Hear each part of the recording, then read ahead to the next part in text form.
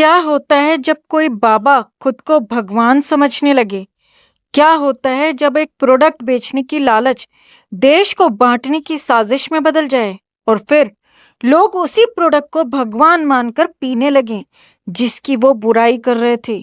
ये कहानी है लाला रामदेव बनाम रूह अफ़ज़ा की। नमस्कार दोस्तों, आप देख रहे हैं एक ऐसी कहानी जहां नफरत बिकती नहीं, मोहब्बत बिन बिकवाए बिक जाती है। लाला रामदेव एक बाबा, एक व्यापारी और अब एक असफल प्रचारक। उन्होंने सोचा था कि एक छोटी सी वीडियो, मस्जिद मदरसे की अफवाह और 2 के रीलों से रूह अफ़ज़ा को हिंदू विरोधी बता देंगे। लेकिन हुआ क्या? हुआ ये दोस्तों कि लोगों ने रूह अफ़ज़ा पार्टी मनाना शुरू कर दी।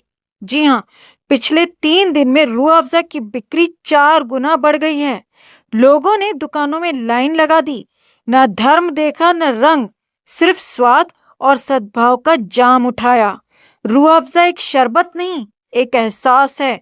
बचपन की गर्मी की छुट्टियों में दादी के हाथ से बना शरबत, इफ्तार हो या होली का ठंडा ठंडा गिलास, रूह अफ़ज़ा हर याद में शामिल रहा है। और इधर लाला रामदेव साहब, न कोई पतंजलि शरबत पार्टी हुई न कोई दावत। शायद इसीलिए कि उनकी बोतलों में मोहब्बत नहीं, मार्केटिंग मिलती है।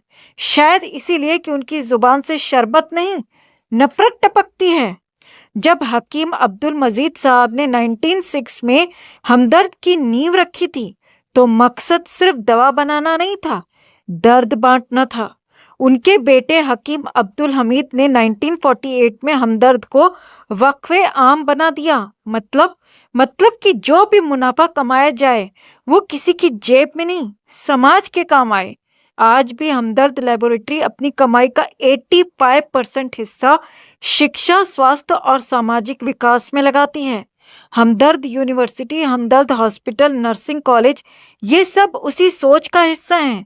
और क्या आप जानते हैं, इन संस्थानों में सबसे ज्यादा इलाज और पढ़ाई करने वाले लोग मुसलमान नहीं, दूसरे धर्मों के होते हैं। अब जरा लाला रामदेव की सोच देखिए, जिन्होंने कोरोना के वक्त झूठ बोलकर दवा बेची, जिनके पास दान की कमाई से खड़ी की गई अरबों की सल्तनत है, वो हमें ईमानदारी और देशभक्ति का पाठ पढ़ा रहे हैं। लाला जी, आप तो खुद दान से खाए हुए हैं और कह रहे हैं कि रूह अफ़ज़ा मस्जिद मदरसे बनाता है। अरे भाई, आपकी सोच तो शरबत से भी ज्यादा पतली निकली। लेकिन जनता समझदार है। जिस रूह अफ़ज़ा को आप बदनाम करना चाहते थे वो अब घर घर में इज्जत के साथ रखा जा रहा है। आपके झूठ की बर्फ पिघल चुकी है और मोहब्बत की मिठास ने आपको धो डाला है। तो अगली बार जब कोई नफरत फैलाने आए तो उसे एक गिलास रूह अफ़ज़ा पिलाकर बोल देना, बाबा थोड़ा ठंड रखो, क्योंकि हम शरबत में रंग नहीं देखते, हम उसमें सिर्फ स्वाद और यादें खोजते हैं।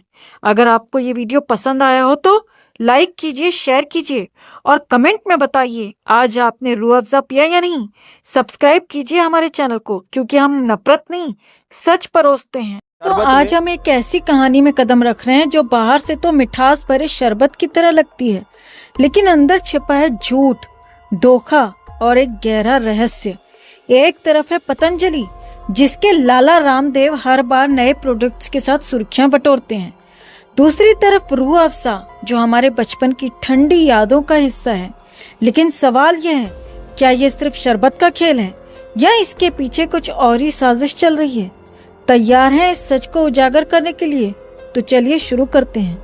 आप भी इस वीडियो को लाइक और शेयर कर अपना प्यार और सपोर्ट दिखाएं और कमेंट में इसे लेकर आप भी अपनी बात, अपनी राय जरूर रखें। चैनल के साथ जुड़कर चैनल को सब्सक्राइब कर हमारी आवाज बने। तो सबसे पहले बात करते हैं रूह अफ़ज़ा की। 1906 में हकीम हाफिज अब्दुल मजीद ने हमदर्द लेबोरेटरीज की नींव रखी। ये शरबत यूनानी चिकित्सा का हिस्सा गर्मी से राहत देने का वादा करता था और दोस्तों, ये वादा आज भी कायम है। रूह अफ़ज़ा, ये नाम सुनते ही बचपन की वो ठंडी लस्सी याद आ जाती है ना? लेकिन क्या आपने कभी सोचा इस शरबत ने इतना भरोसा कैसे जीता? क्या ये सिर्फ स्वाद की बात है या कुछ और? अब यहाँ कहानी में एक ट्विस्ट आता है। अचानक पतंजलि के लाला रामदेव मैदान में कूद पड़ते हैं। उनका नया शरबत गुलाबी रंग का, चमचमाती बोतल में। लेकिन ये कोई आम शरबत नहीं, रामदेव का दावा है, रूह अफ़ज़ा पियोगे तो वो पैसा मस्जिदों और मदरसों में जाएगा, लेकिन उनका शरबत, ओहो, वो तो गुरुकुल बनाएंगे, पतंजलि विश्वविद्यालय को आगे बढ़ाएंगे, भारतीय शिक्षा को नई ऊंचाइयां देंगे। सुनने में तो बहुत अच्छा लगता है ना? लेकिन क्या ये सच है? यह सिर्फ एक चमकदार झूठ? रुकिए, अभी तो असली खेल शुरू हुआ है। एक दिन कुछ लोगों ने ग्रॉक से पूछा, ग्रॉक, हमें पतंजलि प्रोडक्ट्स की सच्चाई बताओ। और दोस्तों, ग्रॉक ने जो जवाब दिया वो ऐसा था कि लाला रामदेव को शर्म से पानी पानी होना चाहिए था। ग्रॉक ने खोल दी पतंजलि की पोल। 2017 में दिव्य आंवला जूस और शिवलिंग बीज क्वालिटी टेस्ट में फेल।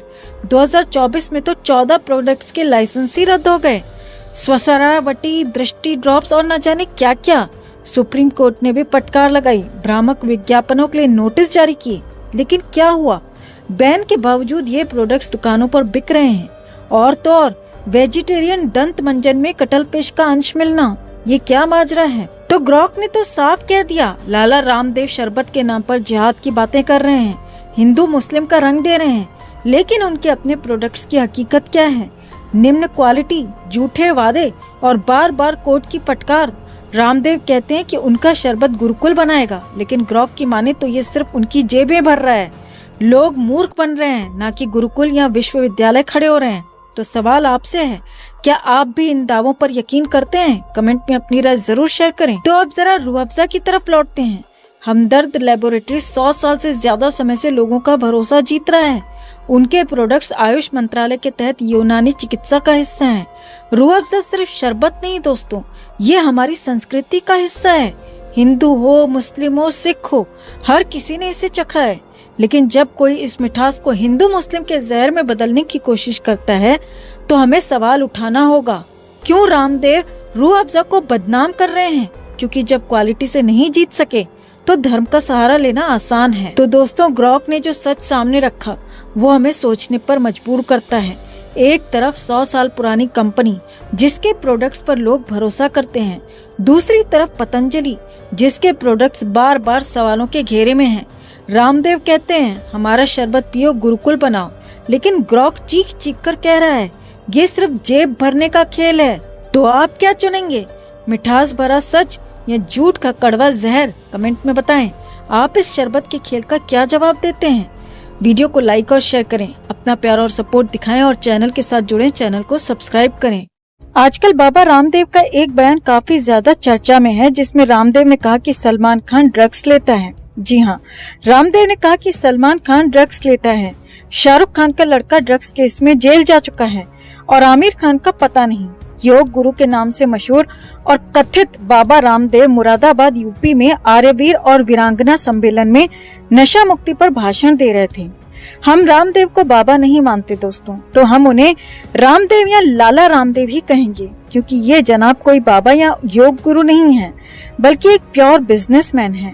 और उससे भी बड़ी बात कि राजीव दीक्षित की सस्पिशियस मौत मामले में लाला रामदेव पर ढेरों आरोप लग चुके हैं। कहा जाता है कि ये अपनी पावर यूज करके बच गए थे।